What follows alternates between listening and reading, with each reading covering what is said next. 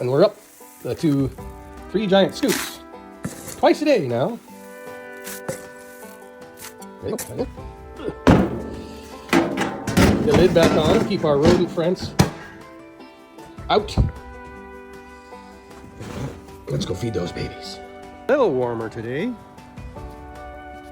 Hey Finn, Tim. The old isometer here. You can tell it's a little warmer because see when the ice is floating around in the middle like that? It didn't freeze to the edges because the metal is a conductor. So the cold temperature is attracted to the metal, and if it's below freezing at night, it will immediately freeze on the edges first and then towards the center. But the ice this is yesterday's ice, and last night we didn't get any. See? The isometer is pretty good. You just need to know how to read it. If you're coordinated enough, you can shake this bucket like this and stir up the apples. See them? The dust will stick to the apples. My cows are spoiled. I don't like them to have dusty grain. Sometimes you can buy grain that's got flaxseed oil right in it. It's just a small amount, but enough to suppress the dust.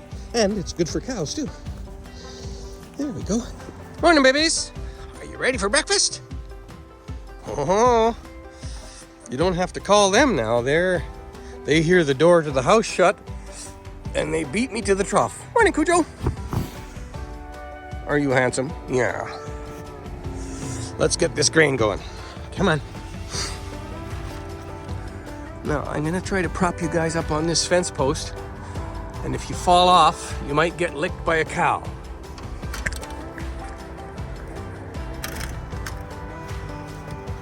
Can you see? Okay, here we go.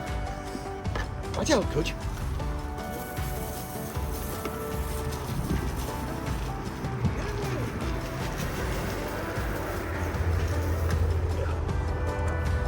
Lots. Move your head. There. All clean. Perfect. Did it work? I'm gonna keep filming. We'll see. Yep, they're having breakfast anyway. Apples and oats. I have one of my favorite oatmeals is apple cinnamon. That instant stuff. This is not instant. They're gonna have to chew it. But there they are. Yeah, it's dusty stuff. 5 babies. Cujo's the only boy. Stella, Dots, Bambi. I can touch her a little bit. She's starting to get used to it. Slowly. Then like, she didn't like it. Or she's not totally relaxed. Dots is pretty good. She's enjoying it. Stella, she's pettable, but only at the grain. If I try to pet them out when they're grazing, no, they'll step away. But it'll come. Just gotta pet them like that every day, a little bit, and we'll get there. And it's a beautiful day. The sun's shining. It wasn't quite so frosty as you saw in the isometer wheelbarrow. It didn't frost last night, so they had a good night. Come on, Finn, let's go have our own breakfast now. And then we'll let these babies out in the front yard again. The trailer's back in the yard. And the baby cows are out seeing what baby cows see. And so I opened the doors because there's still a little bit of hay. Stella's not so sure yet. But I opened the door to the trailer. So, because there's some hay left over that I put in there. It's a special treat. If you climb on board, you get to have all this hay that's in the front there. And so they go in there, in and out a few times, because it's just parked in the side yard, and they can get used to their transportation. And then next time I need them in the trailer, I could just have a bucket of grain and take it in there, and they'll race to get in behind me. And that's the most convenient way to do it. You don't have to put them in a chute or anything. They'll load just right here, right in the open. Because they love grain and they're used to being in the trailer. So no problem. And they also love a flower bed.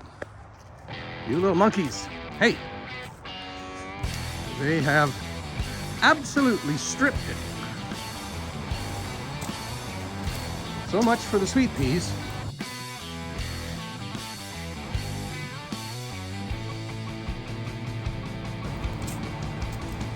Get away from here. Go on.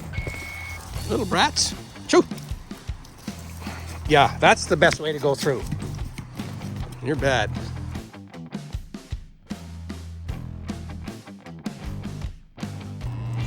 It's not people food, so hope you don't get sick.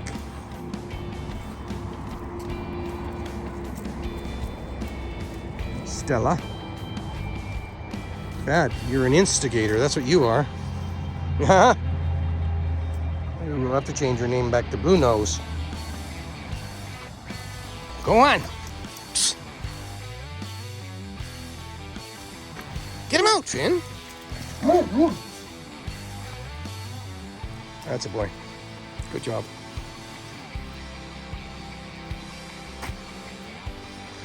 The new calves haven't learned. Finn usually has this perimeter marked out. And Cujo knows. But he's not that scared of Finn anymore. He just knows he's got a big bark. There aren't having really tame cows isn't all advantages. Go ahead and try and chase a cow that's not the least bit afraid of you. When they weigh 600 pounds, they won't pay any attention to you at all.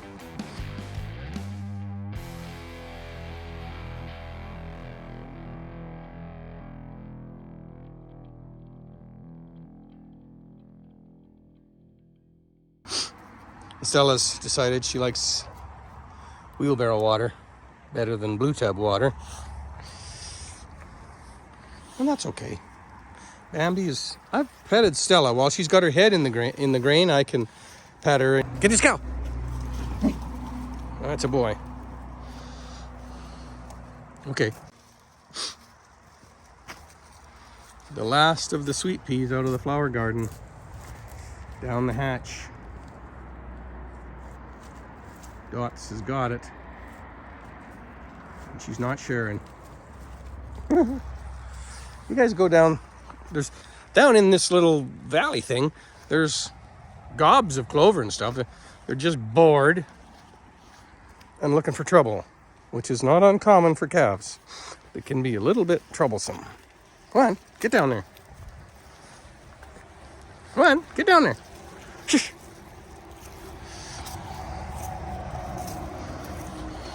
See, he's like...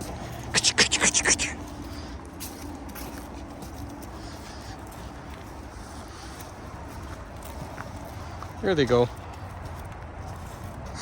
Look at bunch of grass down there. Get that grass. Why not? Lazy. Hurry up, get picking. My dad used to say, go on, go pick. There's a little tiny creek. It comes all the way down. Right down and goes underneath the driveway here in a culvert. And comes out the other side. And in the winter, there's a little pool. And that's where they drink in the winter. Because where it comes out of the culvert, because it's warm under the road, that pool stays open all winter. And a thistle. That'll be the end of that thistle. Or two. Yep. I've tried a few. I don't see any buckbrush around here, but there's a thing called buckbrush and it has little white berries on it. And they're not human food, but I've tasted them in the summer and they're rather bitter. But then, and I was wondering, like, how come after the first frost, the cows go along and the leaves are gone off the plant, but the little white berries are still hooked on. And so then I sampled them after the first frost, and sure enough, they go really quite sweet. And so that's the reason why they go and pick all the berries off the buckbrush right after the first frost. Get it. Can you reach it? Good girl. Thistles.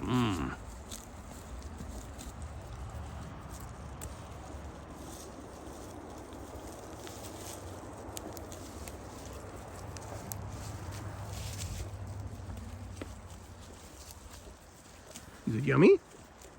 Nothing like a good thistle. for an afternoon snack, eh?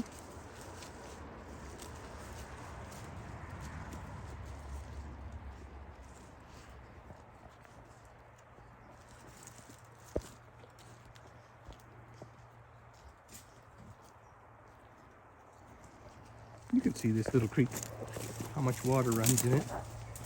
The little trickle. You see the water moving there? Huh.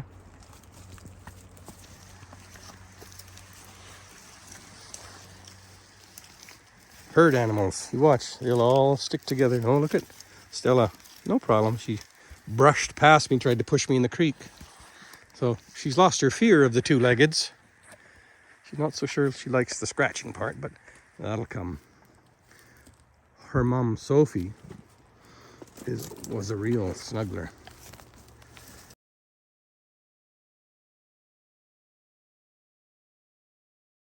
Okay. What you doing, Bambi? You gonna come down and join us? Come on.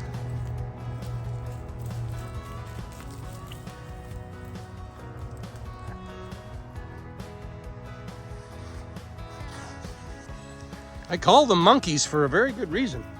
They are curious little things and they get into trouble, and as soon as you turn around, they've dug up the garden or something. They just...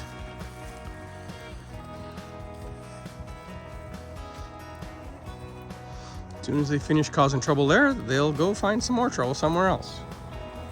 So I put them in the front yard, and I've upped them to 2 feedings a day now. I can call them for grain. They don't have any trouble at all. They come galloping from wherever they're at to get the grain if I rattle the bucket. And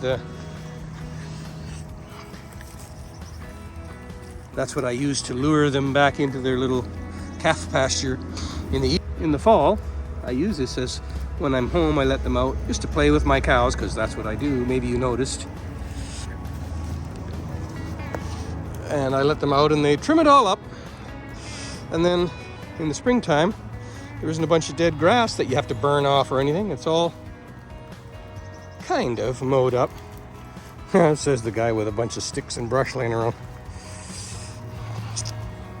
Get it? Oh, look at clover. Still some clover under the trees that hasn't gotten frosted out right below a tree. Little nomadic grazers. I wonder, out of these, it's kind of always fun. It's not always the male. Quite often it's not the male Cujo, because the rest are all heifer calves. Breeding stock. It's going to be interesting to see. I always like to guess to see who's going to be the matriarch or the leader out of this group. I'm going to bet on Dots. Just because in her family line, that's been a fairly common thing. Dot.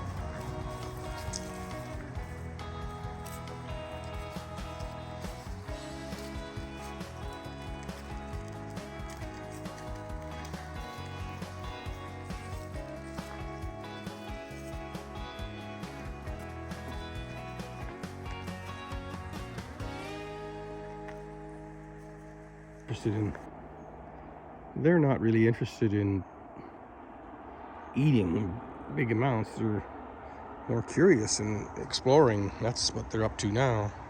Coming back? Is it lonesome down there? There you go. Come on. Come here, Finn. Get back. Come here.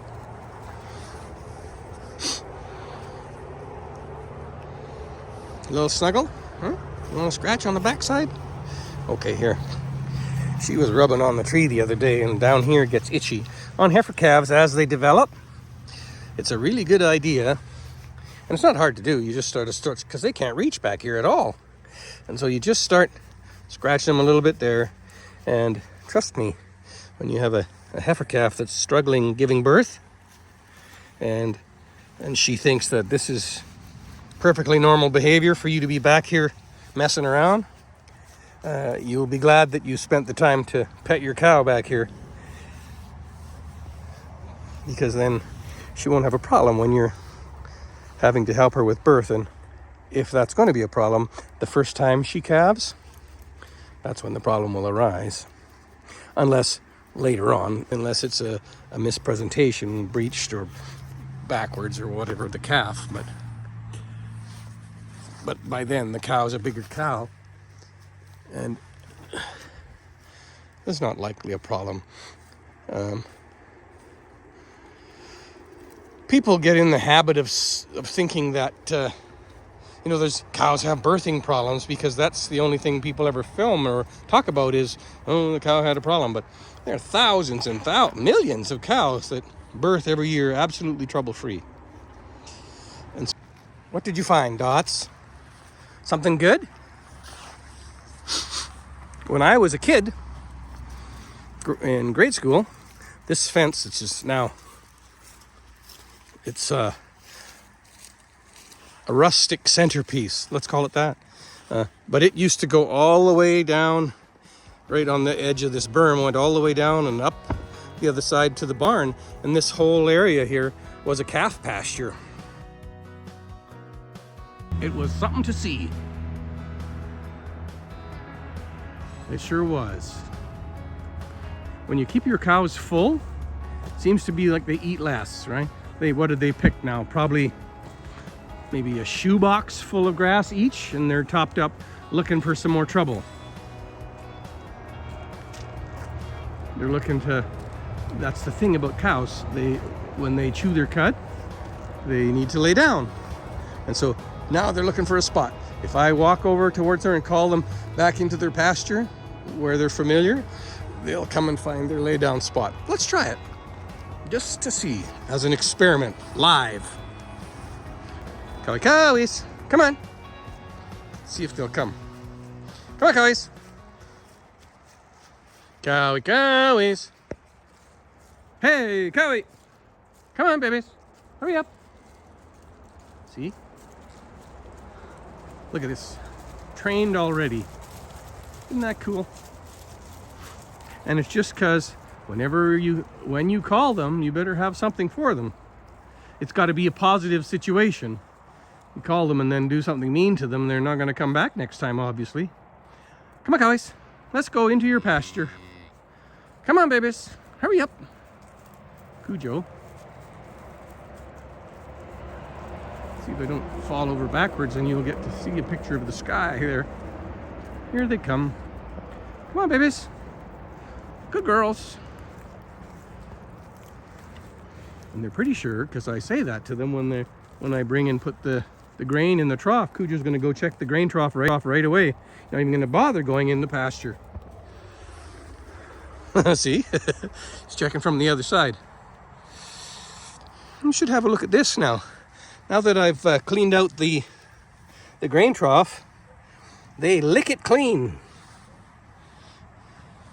You guys are on the wrong side of the fence. Something's backwards here. I'm supposed to be on that side, right? Haven't you got it mixed up? I think so. Okay, let's see if we can touch the back sides of these guys without a panic while they're eating. Just a little bit, not too much. See, Cujo, no troubles. This is Stella. This part right here on the tail, that really melts their butter. Like sometimes a cow will be trying to run away and then you start scratching there and they'll slam the brakes on like, oh, wait a second, I'll take some more of that. Cujo, Stella, Dots. We know Coco likes it. She's a bit of a lush. But little Bambi, she's a tough one. She's not so sure she wants that. She's afraid. Did it hurt? Didn't nobody hurt you. You're fine. You just have to let that thought sink in. Like, oh, it didn't hurt. Try her again.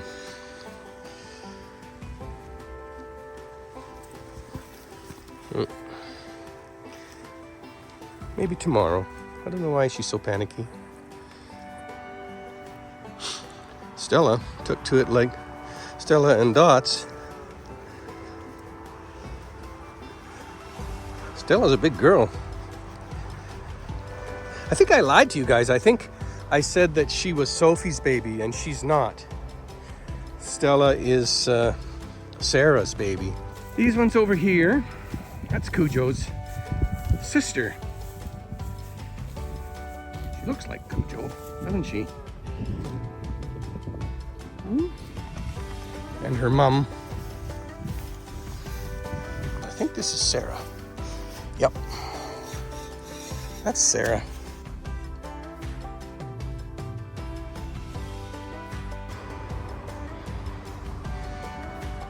That's enough for a starter, actually. That's a really good starter.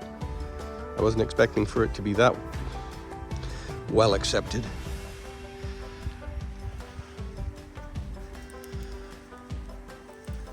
And that's it. The grain's gone today. Licked up. And because in the fall, the grass, obviously, look at it, it's starting to go, it goes yellow. And they still plow around in here, and they'll, you know, they find some green grass in there, and there's some clover and so on. But when they do, they get some of this dry stuff in there too. And the drier stuff is worse than hay, actually, because when you cut hay off and it's green and then it dries out, the nutrients that are inside the grass and the stems, the nutrients are trapped in there because you've cut the bottom off. But this stuff, the plant absorbs the nutrients out, so it's basically straw, that yellow stuff, and it's running over again. So we'll have to run back to the house, shut that off. Look at that, Stella, she's calmed right down. Try to touch that. The isometer is completely free. It's been fairly warm for a couple of days now. The ice has gone off the ground. All melted. Good, because I wasn't interested in a cold snap already. That's perfect.